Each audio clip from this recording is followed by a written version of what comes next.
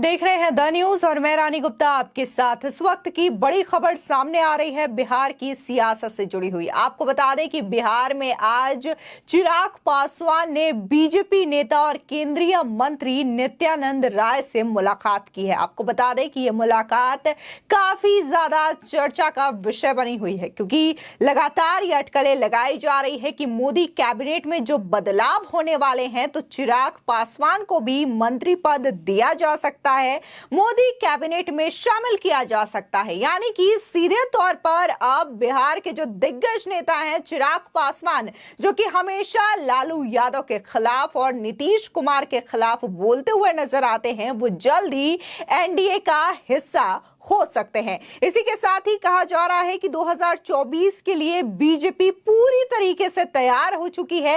NDA के जितने भी दल हैं, एनडीए की जितनी भी पार्टियां हैं, उन्हें अब लगातार जुटाने की कोशिश की जा रही है। इसी कड़ी में कहीं ना कहीं चिराग पासवान से भी मुलाकात हुई है और 18 जुलाई को जो बैठक होने वाली है एनडीए की, उसमें अजीत पवार, एकनाथ शिंदे और चिराग पासवान की भी शामिल होने की खबरें सामने आ रही है। इसी के साथ ही चिराग पासवान ने बड़ा दावा किया है। उनका कहना है कि जेडीयू में जल्द ही बड़ी फूट देखने को मिल सकती है, क्योंकि यह खबर पहले भी आई थी। इसके पहले उपेंद्र कुशवाहा ने भी यही दावा किया था और उनका कहना था कि जेडीयू के कई सारे ऐसे नेता हैं जो कि एक मौके का इंतजार कर रहे हैं। बहुत सारे नेता मेरी पार्टी के संपर्क में हैं, तो वहीं कुछ ऐसे भी नेता हैं जो कि लगातार बीजेपी के संपर्क में हैं। यदि बिहार की सियासत में ऐसा होता है तो जाहिर तौर पर यह आरजेडी और जेडीयू के लिए बड़ा झटका होगा, क्योंकि ये दोनों ही पार्टियां बिहार में जो है विपक्षी एकता की कवायद कर रही है, विपक्ष को एकजुट करने का प्रयास कर रही है। लेकिन ऐसे में चिराग पासवान अगर एनडीए का हिस्सा हो जाते हैं और जेडीयू में टूट होती है तो ये अपने आप में बड़ा झटका विपक्षी एकता को भी होगा। आपको बता दें, देश में होने वाले अगले आम चुनाव में 1 साल का भी कम वक्त बचा हुआ है। ऐसे में सभी मुख्य दल तैयारियों में लग चुके हैं। चुनाव से पहले बीजेपी अपने गठबंधन को बढ़ाने की तैयारी कर रही है। इसके लिए बीजेपी अपने पुराने साथियों से संपर्क करने में जुटी हुई है। इसी कड़ी में केंद्रीय गृह राज्य मंत्री नित्यानंद राय ने एलजेपी रामविलास के राष्ट्रीय अध्यक्ष चिराग पासवान से मुलाकात की। सूत्रों के मुताबिक इस दौरान दोनों नेताओं के बीच गठबंधन के मुद्दे पर चर्चा हुई है।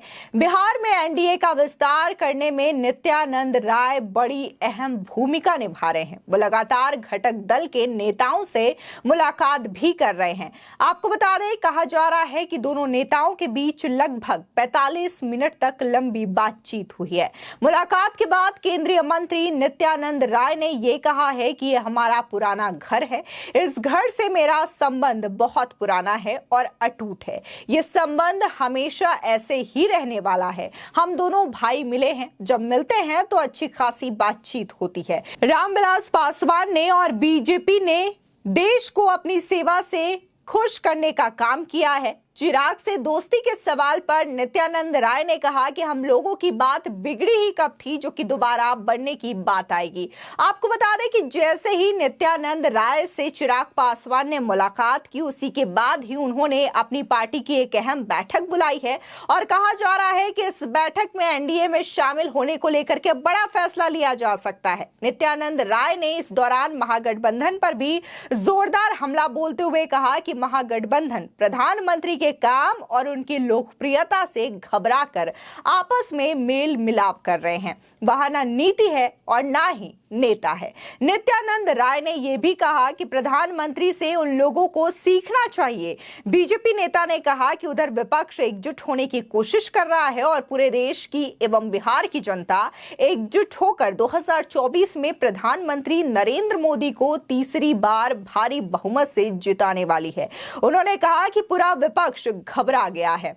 आपको बता दें कि लालू यादव के बयान पर प्रतिक्रिया देते हुए नित्यानंद राय ने कहा कि लोकतंत्र में जनता के पास ताकत होती है और जनता भ्रष्टाचारियों, परिवारवादियों, घोटालेबाजों और समाज में उन्माद फैलाने वाले अपराधियों को संरक्षण देने वालों को कभी भी पसंद नहीं करती है।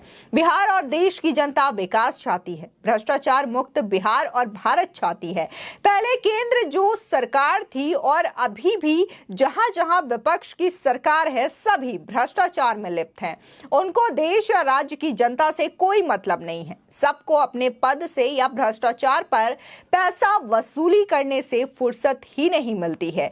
वहीं तेजस्वी यादव पर हुई चार्जशीट को लेकर नित्यानंद राय ने कहा कि मैं तेजस्वी यादव से ये पूछना चाहता हूं कि क्या कोई घोटाला करेगा, भ्रष्टाचार करेगा, कोई नौकरी के नाम पर जमीन ले लेगा और ये कानून का उल्लंघन करेगा तो क्या कानून का हाथ वहां तक नहीं पहुंचेगा।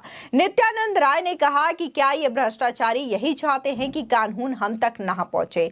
हम बड़े पद पर रहने वाले लोग हैं और हम तक कानून नहीं आएंगे। नित्यानंद राय ने कहा कि ये देश का कानून है, भ्रष्टाचारियों को नहीं छोड़ने वाला। आपको बता दें, दरअसल लोक जनशक्ति पार्टी की आगामी लोकसभा चुनाव को लेकर पटना में बड़ी बैठक हुई है। बैठक में पार्टी के राष्ट्रीय अध्यक्ष चिराग पासवान के साथ साथ राष्ट्रीय कार्यकारिणी और प्रदेश कार्यकारिणी के सभी सदस्य मौजूद रहे। माना जा रहा है कि बैठक में पार्टी के भीतर चुनाव को लेकर अपनी आगे की रणनीति और एनडीए में शामिल होने को लेकर चर्चा हुई है।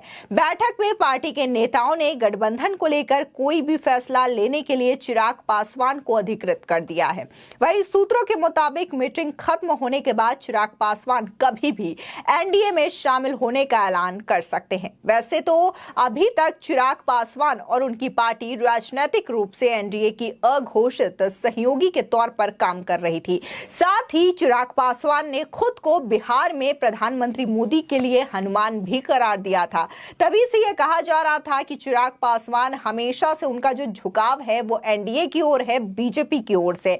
और इसी के साथ ही देखने को मिला था कि बिहार में जो बदलाव हुए थे, नीतीश कुमार ने एनडीए का साथ छोड़ा था, तो इस पर भी उन्होंने नीतीश कुमार पर जमकर हमला बोला। साथ ही लालू यादव और तेजस्वी यादव पर हमेशा वो जोरदार प्रहार करते हुए नजर आते हैं। जिस तरीके से ये जो अटकलें शुरू से ही लगाई जा रही थी कि जल्द ही चिराग पासवान अब एक बार फिर से एनडीए में वापसी कर सकते हैं, तो शायद 18 जुलाई को ये पूरी तरीके से क्लियर हो जाएगा जब एनडीए की बैठक होगी। और इसी बैठक में ये भी फैसला सामने आ जाएगा कि क्या चिराग पासवान जो है वो मोदी कैबिनेट का हिस्सा होंगे या नहीं होंगे, क्योंकि मोदी कैबिनेट में बड़ा फेरबदल होने वाला है। जो मंत्री काम नहीं कर रहे हैं उनको हटा करके दूसरे नए व्यक्तियों को, नए नेताओं को मोदी कैबिनेट में जगह दी जा रही है और माना यह जा रहा है कि एनडीए में उन्हीं नेताओं को यहां पर जोड़ने की कोशिश की जा रही है जो कि पहले से एनडीए का हिस्सा रहे हैं, या फिर नई पार्टी एनडीए की ओर झुक रही है, या फिर एनडीए में आना चाहती है, एनडीए का हिस्सा होना चाहती है। एनडीए जो है लगातार अपनी टीम को मजबूत कर रही है, तमाम पार्टियों के साथ गठबंधन कर रही है, जितने भी क्षेत्रीय दल है उनको मजबूत करने का प्रयास कर रही है। तो वहीं दूसरी ओर विपक्ष जो है एकजुटता की मीटिंग तो कर रहा है, लेकिन आपस में विपक्ष की कई सारी ऐसी पार्टियां हैं जिनमें आपस में ही मतभेद दिखाई देते हैं। फिलहाल इस खबर को लेकर के आपकी क्या राय है, हमारे कमेंट सेक्शन में जरूर बताएं। आगे की और भी अपडेट के लिए चैनल को सब्सक्राइब करना ना भूलें।